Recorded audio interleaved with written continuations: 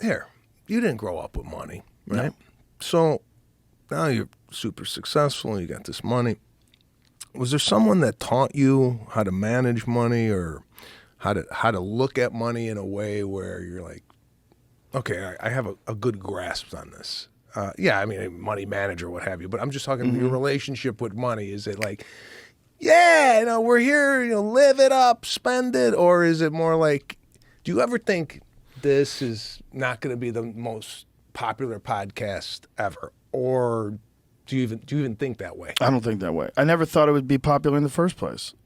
When I first started doing it, there was just me and Brian Redband in my fucking living room. And then comedians. Joey Diaz come over. Eddie Bravo comes over. Ari comes over. We're just having fun. Just talking shit. I never imagined. I didn't plan for it. Like when everybody has those vision boards, like this is how you become successful. You have to manifest it. I didn't manifest this at all. Zero. The most successful thing I've ever done by a long shot. And I've put zero management into it.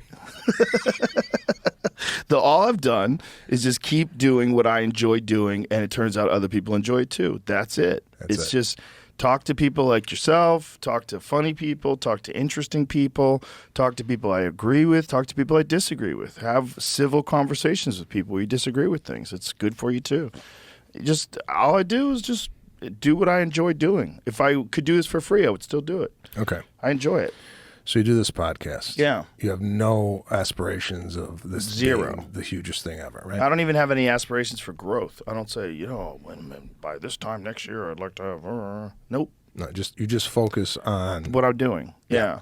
Output. I feel like everything else is a distraction. Like as long as you're making enough money. Brian Count said something to me once, and I never forgot it. He said, and we were kids. We were in our 20s. He said, the only amount of money you need is so that you can go to a restaurant and not care what things cost. Everything else is bullshit. If you got enough money, you can go to a restaurant, you don't worry. Just order a bottle of wine, order meat, order whatever you want to eat. You don't have to think about the price. He goes, that's real freedom.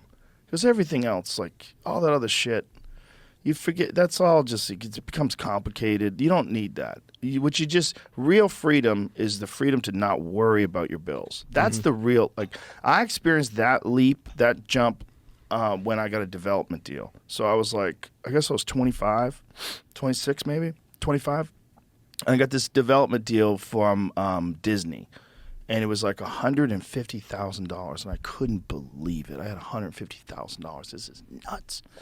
And I felt like a physical weight lift over my shoulders. Because back then I was a road comic. You do a gig on Thursday, it's $200. You do a gig here, it's $150. You're scraping together enough money so that you could pay your bills and eat.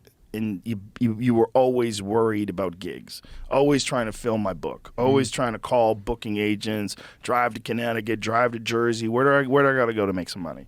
And it was all just trying to stay alive and trying to make it, right? Trying to become didn't really think I was a legit professional comedian. It could all go away. And so I got that development deal, and it was the nuttiest feeling in the world. It was like I felt lighter. Like I felt lighter. And then I was like, oh, that's the key.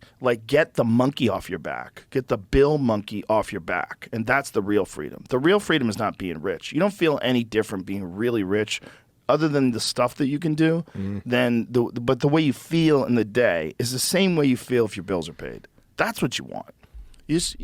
All that other shit is the other thing I noticed when I moved to California, it was the first time I had a nice apartment. And I'll never forget this either. I was sitting in my apartment, and it was a beautiful place in North Hollywood. I had a loft, I had a pool table in my apartment. I was like, this is amazing. How is this real? How is this mine? After a while, it just became my house. And then I realized, this is the same feeling I have when I'm home that I had in my shitty apartment in New York. It's the same feeling. Yeah. It's this is home. It's the same feeling. It's not better. It's not worth the amount of money that it costs if you're renting a house that's way over your budget and you're doing Uber just to try to pay your bills. It's not worth that. It's what's worth it is if it's comfortable. If you have a TV and you have a nice bed and you can cook your meals, you're good. That's what you need. That's all you need. Everything else is just the amount of effort that you have to put in to make the amount of money to get all these other things leaves you in this constant state of anxiety. And I think people just get lost in this idea of constantly making more and getting more and chasing more. And I just concentrate on what I do. That's all I concentrate on. I concentrate on work. I concentrate on comedy. I concentrate on UFC fights.